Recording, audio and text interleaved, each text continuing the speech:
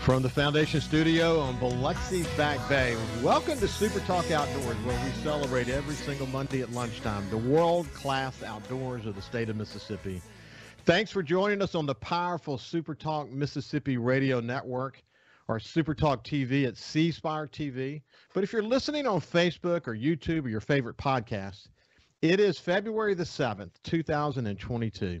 February the 7th already. Where did January go? Wow. Boy, does time fly when you're having fun. That is for sure. Today on Super Talk Outdoors, we're going to talk about alligators and predators and trapping and youth hunting with Ricky Flynt, the wildlife coordinator for the state of Mississippi. But we'll come back to him in just a second. I also want to give you an update on the Outdoor Stewardship Trust Fund legislation. And in the final segment, my producer, Kyle Curley, and I, my partner in crime, we're going to give you a tribute to a state and world record fisherman, a war hero, our friend, Lieutenant Colonel retired Dick Wilson, who died over the weekend. And we'll give you that in the final segment. As I say weekly, I'm going to usually leave the politics of the legislature up to my friends, Paul Gallo and Gerard. But from time to time, I'm going to talk about why what happens in Jackson at our state capitol matters to you as outdoorsmen and women. One of the legislative matters that I talked about a lot the last few weeks, and then again with the Secretary of State, Michael Watson, last week, is the Outdoor Stewardship Trust Fund. If you love the outdoors, you will love this fund. The House version of this bill will significantly strengthen our investment in Mississippi's outdoors by allocating a percentage of the existing sales tax on sporting goods to the fund. This is called a tax diversion. In the House version, the fund would grow to about $15 million a year. Having the trust fund will enable Mississippi to capture significant federal and private matching funds. I often use the example of Georgia. They made a $20 million investment grow to nearly $100 million. So clearly the money we invest will be paid back in significant ways. Last year, the bill to create the fund overwhelmingly passed the House 117-2. This year, two versions of the bill, they're essentially the same thing, passed the House 117-4. What made it through the full Senate last year was essentially what I call a toothless bill. It didn't include private land. With more than 80% of the state being private land, you can't have a viable statewide conservation effort if you don't include private land. We've said that repeatedly on the show, and we discussed this at length with Secretary of State Michael Watson last week. It didn't give non-governmental organizations like the Nature Conservancy, Wildlife Mississippi, and Ducks Unlimited the ability to apply for funds. Why wouldn't you include conservation experts who do this for a living? Why wouldn't you include their innovative efforts and the experience they have gained from working in other states? And there was no dedicated funding source. The program would have to wait for annual legislative appropriations. But consider this, that most conservation efforts take years to fully implement and appreciate. How can you commit to multi-year conservation projects if you don't have a dedicated funding source? There's still so many questions, and I could really spend the rest of the show on this. This year's Senate version is similar to last year's, but it's early in the process. I'm hoping that the outdoorsmen and women in the Senate take a leadership role on this effort and help get Mississippi to a place where we can be conservation leaders. We're the capital of the outdoors in the United States. I say that every single week. This landmark legislation would have generational conservation impact in this state. So I look forward to giving you the latest on this effort, and I pray for conservation leadership in Mississippi. Now let's shift gears and move over to my friend Ricky Flynt. Ricky is the wildlife coordinator for the Mississippi Department of Wildlife, Fisheries, and Parks. He's the alligator program coordinator, and he's involved in the fur bearer and nuisance wildlife program as well. So without any further ado, let me say good afternoon to my friend Ricky. How you doing, man? Good afternoon. It's good to see y'all. It's good to see you again. Look, I look back on, Kyle and I have done, I don't know, 500-600 shows for Coast View on the coast. And one of the shows I really enjoyed doing was the time that you and I spent together talking about alligators and record alligators and what's happening over the Pascagoula River area, and really all along the coast in terms of alligators. But it was a fun show. You're a good storyteller, and I'm really looking forward to spending some time with you today. How you been? Oh, it's been great. Just like everybody else, been trying to make it through the active hunting season and dealing with all the public.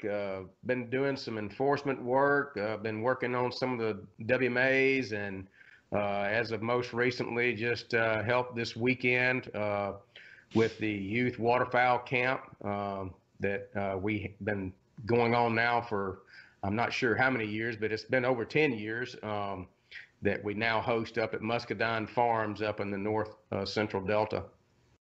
Yeah, you know what?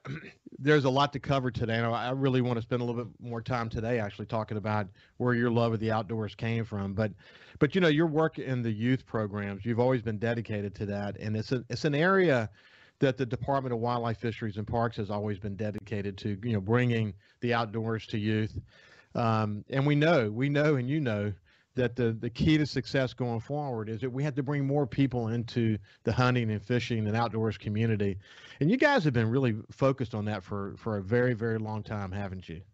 Yeah, I think the agency years ago saw the need to focus on working on captivating youth and adults as well in the tradition of hunting, fishing, trapping.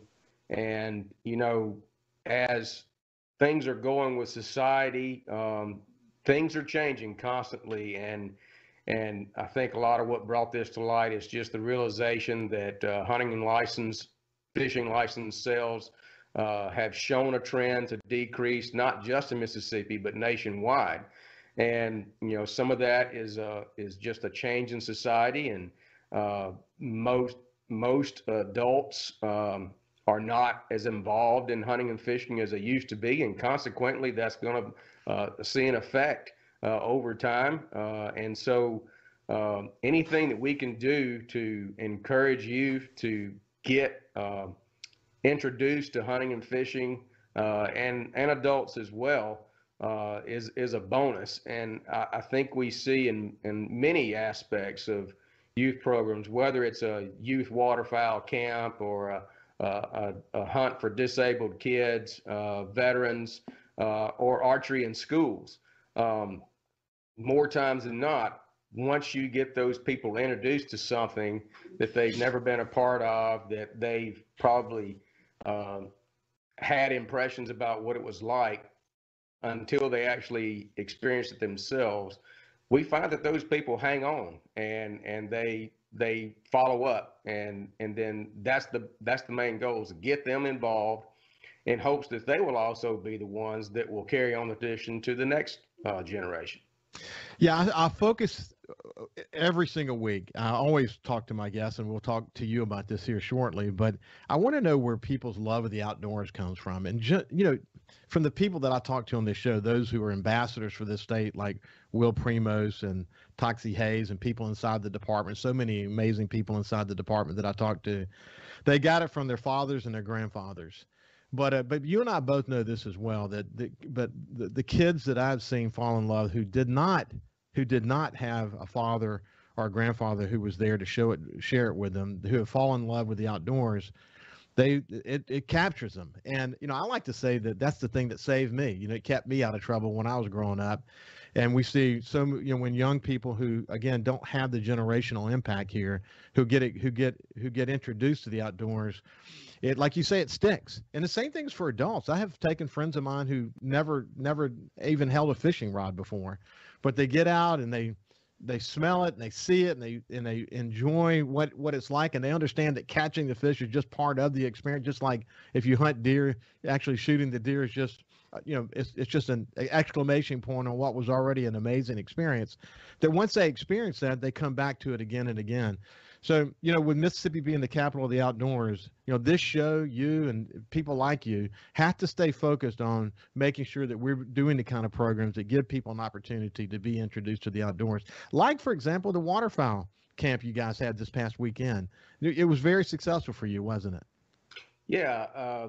Houston Havens and Darren Honesty, who work in our waterfowl program, have put together an excellent event that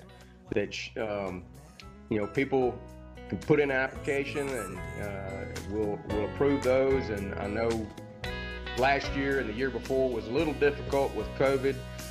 This year we're pretty much back in full swing. We had 12 participants from all across the state this year, and they had a great time. It was great. Y'all shot some ducks and made some memories. When we come back, we're going to continue our conversation with Ricky Flynt. He's a wildlife coordinator for the Mississippi Department of Wildlife, Fisheries, and Parks. He's involved in the nuisance program. He's involved in the alligator program. We're gonna tell his story when we come back. See you after this break. He's Outdoors. It's Super Talk Outdoors with Ricky Matthews on Super Talk Mississippi. Welcome back to Super Talk Outdoors. I'm pleased to be joined by Ricky Flynt, who works with the Department of Wildlife, Fisheries, and Parks. He's involved in trapping and nuisance wildlife and alligators, and he's got a long history of being involved in the outdoors in Mississippi. Hey, before we get to your specific story, Ricky, I want you to tell people about your commitment while we're on the youth issue, of your commitment to bringing the outdoors to disabled youth. Talk to me about that. Well, I'm trying to think back what year it actually got started, but our agency, along with the National Wild Turkey Federation, worked cooperatively to develop what was then called the Wheeling Sportsman Hunt for disabled youth. And that program has just grown to an amazing event every year, where literally over 100 or more kids are being hosted to go to properties that are donated by cooperators who donate their time, their property, their resources, their facilities to host these kids. Our agency is well involved to find kids, to put them together out in these hunting environments. And this usually occurs in the month of October prior to the opening of deer season. And they have a unique opportunity to go out, and I started being involved in that from the first year, and it's addictive when you get to see some of these kids and their faces and their reactions, even just to handling a gun for the first time, and the excitement they have by putting that bullet on the paper and close to the target, the bullseye, and then getting to experience them in the outdoors. And I say this all the time: if you're not a hunter and fisherman and you don't get out and experience a sunrise in the woods, you're missing out. And there's so much to be involved with and experience, that if you wait till 7 o'clock, 8 o'clock in the morning to wake up, and you're not outside seeing it happen, you're just missing a lot. And I think that a lot of our hunters and fishermen get their enjoyment from just that experience. And it's just great to get involved with those programs and see those kids experience that. Yeah. And it becomes more than just the hunt, the actual taking of an animal. Well, thank you for your commitment to that effort, and for all of those involved at the Department of Wildlife, Fisheries, and Parks. We appreciate their efforts. Over 100 kids. That's truly amazing. Okay, where did your love of the outdoors come from, Ricky? Oh, that's a good one. You're from my generation. I'm sure you're a member of the Mutual of Omaha's Wild Kingdom. And I grew up watching Mutual of Omaha on Sunday afternoons, and that was something that I had a great interest in from the very beginning. And I remember going through high school, and everybody was trying to figure out what they were going to do when they went to college and what they were going to major in. And I had absolutely no clue. There was nothing that interested me as far as what I thought college was about. And then I found out, oh, there's a career field in forestry and wildlife management at Mississippi State. And I mean, I latched on to it. I said, that's what I'm going to do. I had no inkling of where it could take me, what my future might look like, but that's what I wanted to do. And so I went to Mississippi State, got a bachelor's degree in forestry and wildlife management. And my first job out of school was working with the USDA, which is now the Wildlife Services, doing research on aquaculture and depredation by water birds that cause damage to the aquacultural facilities, primarily catfish ponds in the Mississippi Delta. Then in 1993, I took a job with the Mississippi Department of Wildlife as the area manager. I was the first area manager at Mahana Wildlife Management Area in Twin Oaks, and worked there for about 4 years. Then had the opportunity to move up to Columbus and take an associate biology position and help develop what is now Black Prairie and Hell Creek Wildlife Management Areas. And then was given the opportunity to move back to Jackson and take over the alligator management program, and did that in 2003, and that's where I've been ever since.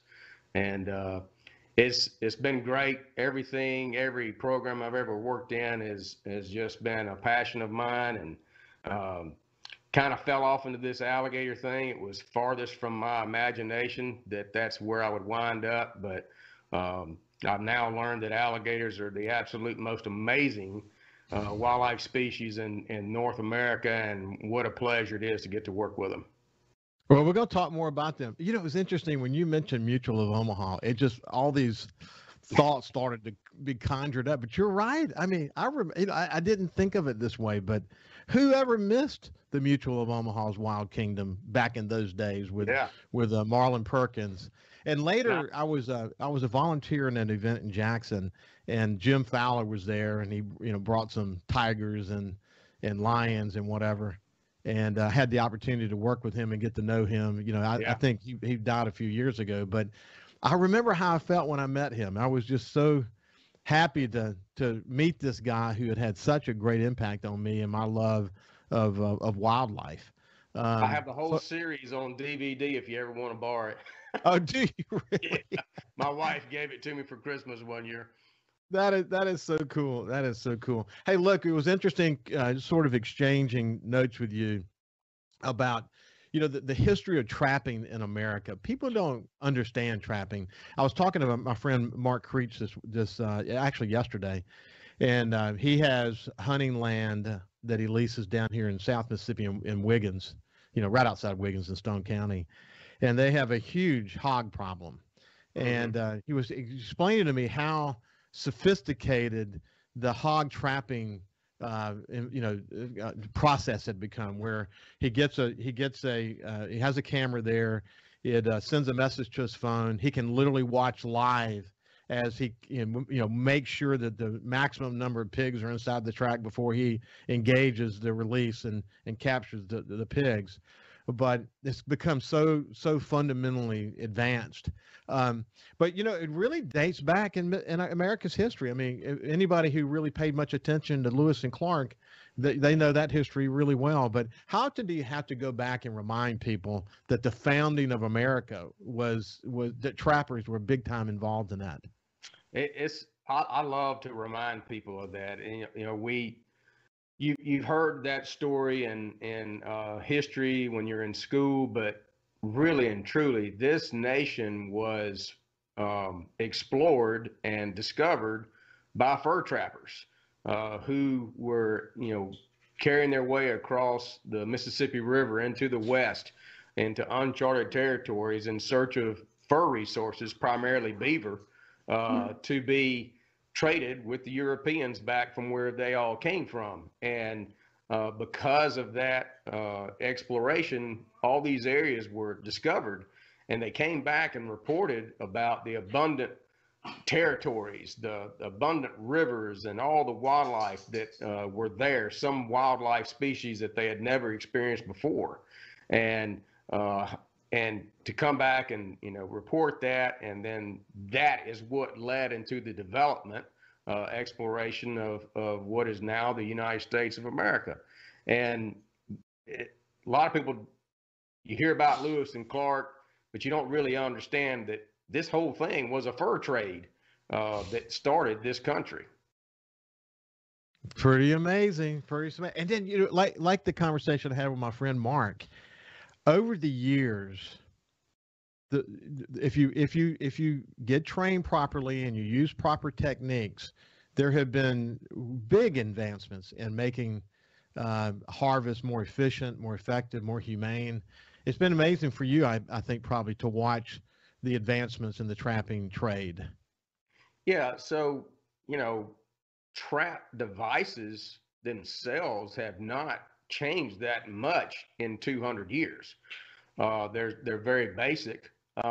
What has changed is how we use them, and all the states work together with an association called the Association of Wildlife Fish Agencies, and we develop what is called best management practices for the use of traps, and they have the animals' welfare in mind, but also keeping in mind that they need to be effective traps. And trapping is a very important tool that for the management of many wildlife species, it's the most effective and most efficient way to remove some of those animals from the habitat. On a recent hunt at my place outside of Greenwood, we have a 100-acre cypress lake. I was deer hunting, and as the sun started to drop, I heard the most unbelievable sounds of coyotes yelling, and it was echoing through those trees. It was truly remarkable. I want to talk about predators and nuisance wildlife and all that. When we come back, we'll continue the conversation with Ricky Flynt from the Department of Wildlife, Fisheries, and Parks. See you after this break.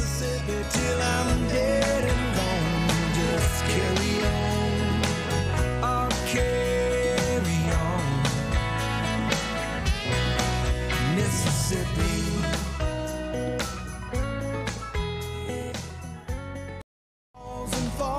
Welcome back to Super Talk Outdoors. I have Ricky Flynt from the Department of Wildlife, Fisheries, and Parks. He's kind of a predator specialist. He deals with all kinds of predators, including alligators, I might add. And if we have time, we'll chat a little bit about that as well. But as I was going to break, I mentioned about coyotes. Coyotes, just in general, in Mississippi, are they essentially the top predator? Well, they certainly have a major impact. One of the most widespread. It hadn't always been that way. Prior to the 1970s, they were not, but in a few parts of the state as they made their migration across the Mississippi River, and some of that was exacerbated by people relocating them. But they certainly have an impact in every county of the state. They're found statewide, as well as bobcats and fox and things like that.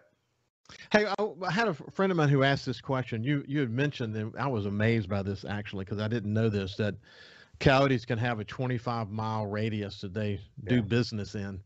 But if their den is in a certain area, does that make them, do they have a central area of a sort of operation? Talk to me a little bit about that. Yeah, so there's so much we can talk about coyotes. We could spend a whole a show talking about coyotes alone. But yeah, so they have these tremendous home ranges that can easily expand over 25 square miles. And so for the small landowner who may only have a 40-acre, several hundred acres, managing coyotes on your property is almost futile because of the overlap in ranges that exist out there. We know that, and I forgot exactly what the leading question was there, but well, coyotes, if they have a den, well, they have a sort of a base of operation. So they do den, particularly the adult females with that family group that is there, which consists of usually one alpha male and an alpha female with other subordinate males and females and juveniles. Wherever that den exists, that female is going to occupy that space for some time, several months, without venturing out very far. That's usually the time of year that we get the most complaints about someone concerned about coyotes have been preying upon pets that are running loose, free-ranging cats and dogs, because they do become territorial at that time. And if a free-ranging cat or dog comes across that immediate area where the den is, they're subject to be predated upon. But other than that, it's not that frequent because there's such abundant prey populations out there. And we try to remind people all the time when you're talking about predator management, you can have a goal thinking that you're going to do something great for your game species on your property by going out and removing as many predators as you can. But at the very bottom level, you've got to start looking at habitat first. And that habitat, we want to assess it based on the wildlife species that you're interested in trying to manage. And if we don't have their bare basic needs, ample food resources, cover, if we're talking about turkeys, do we have nesting habitat? Do we have cover for broods to escape into? Same thing with quail, same thing with deer. And a lot of people have the misconception that if I can go out here and remove a whole bunch of fox and coyotes and bobcats off my property, then I'm going to have abundant game species. And that's not the truth, because you can go and remove those, but if the prey base is there and they're extremely abundant, and you remove predators from the landscape, the ones that still exist actually increase their health, actually increase their propensity to produce more young. And so it is a action reaction process. But we try to encourage folks to look at the bare ground, get down their level, and look at the habitat and their basic needs first. You can do some predator management, particularly just prior to turkey nesting season, that can have some effect if you're also doing some good habitat work. If you're trying to protect fawns during the fawn dropping period, same as well. But if you think you're going to go out there and move a bunch of these predators one part of the year and that you're going to be in good shape for the next year or two, it's simply not going to happen. You got to look at habitat first. What's your thoughts on the bobcat? So what I tell people is people have this conception that bobcats are destroying turkey populations, that bobcats are destroying fawn deer during the fawn dropping process. It's all about opportunity. If we've got a tremendous resource out there that is on the landscape at the same time, obviously bobcats and coyotes are going to encounter those game species and take them. But that's really not their major prey item, except during that time that they are on the ground and very accessible.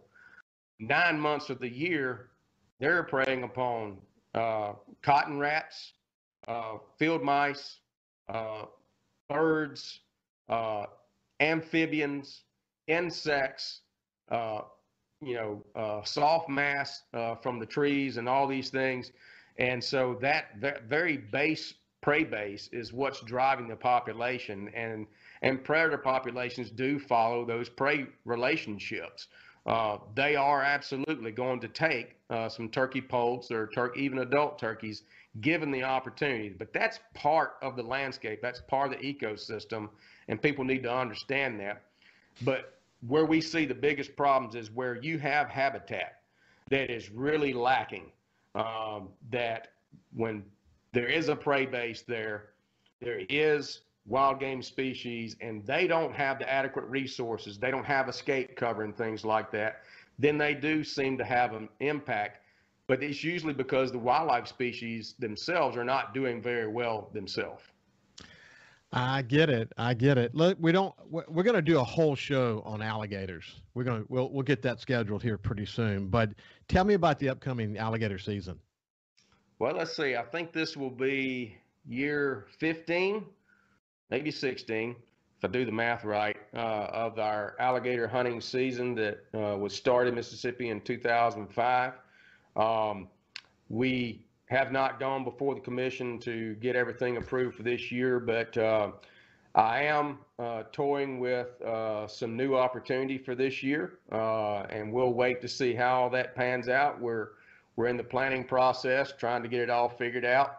But for the most part, the process will remain the same. Alligator hunting zones will remain the same, and likely the same number of permits. It's going very well, and it's one of those things, if it ain't broke, don't fix it. And and we worked long years, about 12 years before we really had it going right, and with the process that we now have, where it's an electronic application process. We do that during the first week of June. Anybody who's a resident, 16 years of age or older, can go in and apply for one of those permits in one of the 7 alligator hunting zones. If you're drawn, you get notified by an email. The applicants know the day that email is going to go out, so they can watch their email.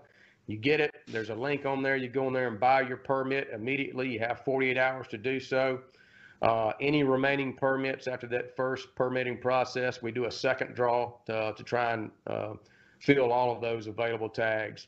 The alligator hunting season is 10 days long. It starts the last Friday in August, and it's been very successful.